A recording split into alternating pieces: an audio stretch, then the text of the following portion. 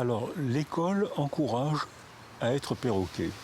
C'est-à-dire que si vous voulez vos diplômes, j'ai eu mes diplômes en récitant les croyances du prof. Sinon, j'aurais été collé.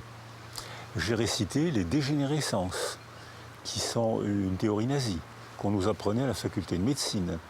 Les nazis ont perdu la guerre des armes, ils n'ont toujours pas perdu la guerre des idées, puisqu'on voit que ça revient. Les mêmes idées de hiérarchie, de croyance, seule la bonne croyance, la seule, la vraie, la mienne, bien sûr, pas la vôtre.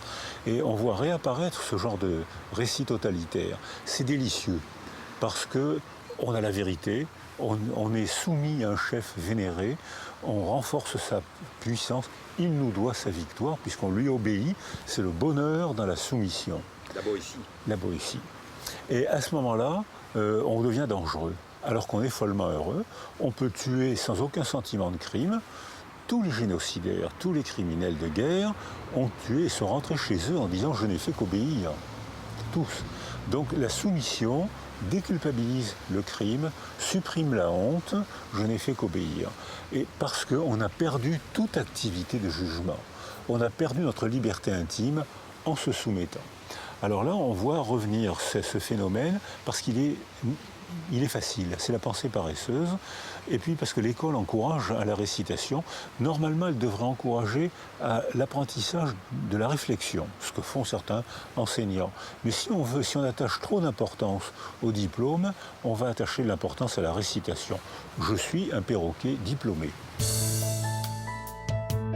Quels sont les vrais problèmes? Aujourd'hui, les enfants n'ont plus le droit d'avoir une enfance.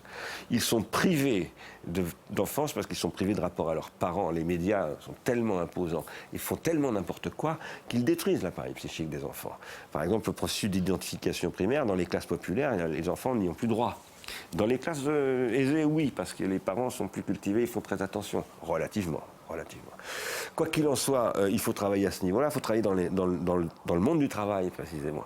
Moi, je soutiens que le modèle du logiciel libre est un modèle contributif d'investissement qui est extraordinairement producteur d'intelligence collective, de motivation, d'implication. Je dis ça dans connaissance de cause, ça fait 20 ans que je travaille avec des ingénieurs qui sont dans ce modèle-là, et moi-même je développe des choses dans ce modèle-là. Mais je travaille aussi sur des modèles d'énergie contributive, de banques même contributives, ce qu'on appelle des coopératives bancaires, etc. Et je crois qu'il faut réinvestir tout cela, non pas comme dit Edgar Morin, à la marge pour le tiers secteur, c'est-à-dire pour les associations, l'aide à la personne, mais dans tous les domaines.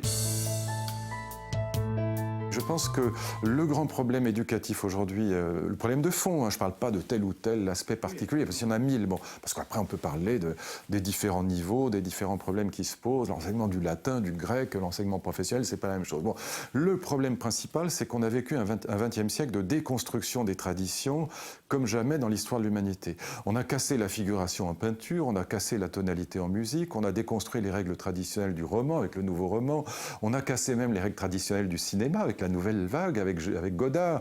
On a cassé les règles traditionnelles de la danse avec Pina Bausch, par exemple, en Allemagne, ou Béjart, ici même. On a cassé les règles traditionnelles, je dirais même, des grandes morales religieuses ou laïques, ce qu'on appelle la morale bourgeoise. Bon.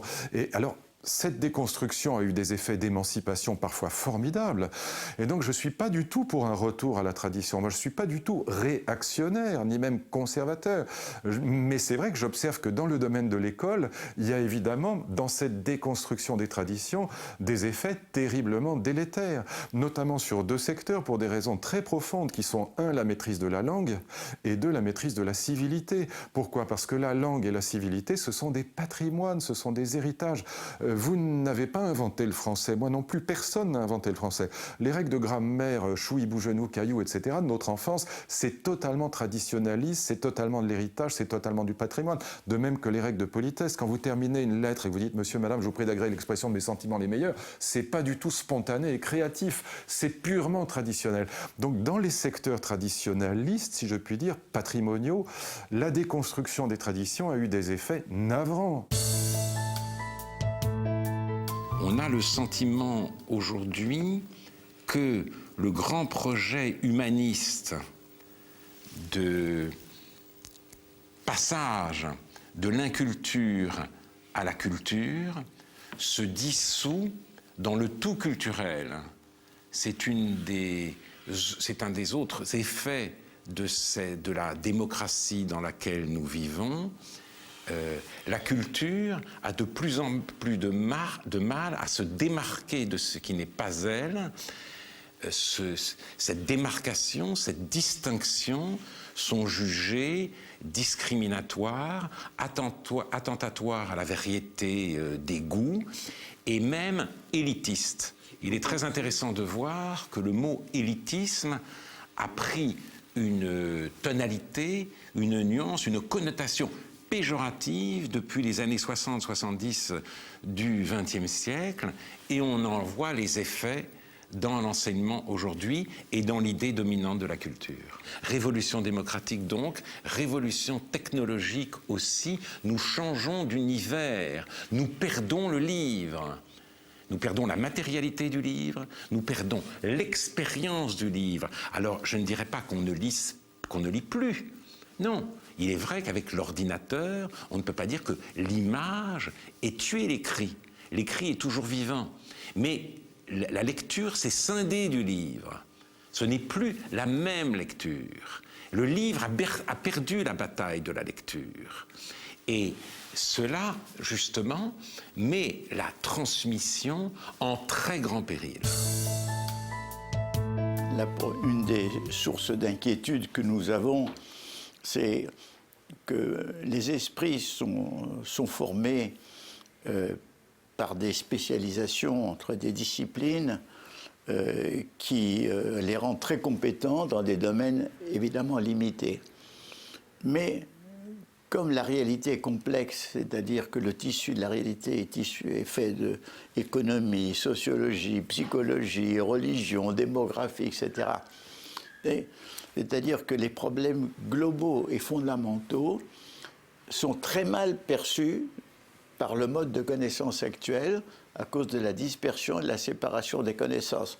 Vous prenez par exemple la science économique, qui est la science humaine, la science sociale, la plus sophistiquée scientifiquement par le calcul.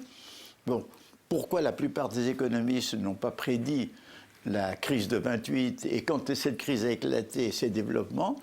C'est parce que, ils ont enfermé l'économie alors que celle-ci dépend aussi des passions, de la politique, de mille aléas. Et d'autre part, ils sont prisonniers des chiffres, lesquels chiffres sont toujours très utiles pour comprendre les réalités, mais ne comprennent pas la profondeur du vécu, c'est-à-dire la souffrance, l'amour, la joie, la peine. Donc, si vous voulez, nous avons affaire à des connaissances parcellaires, compartimentées, et c'est pour ça qu'une des réformes nécessaires, c'est la réforme de l'enseignement, qui est la réforme de la connaissance.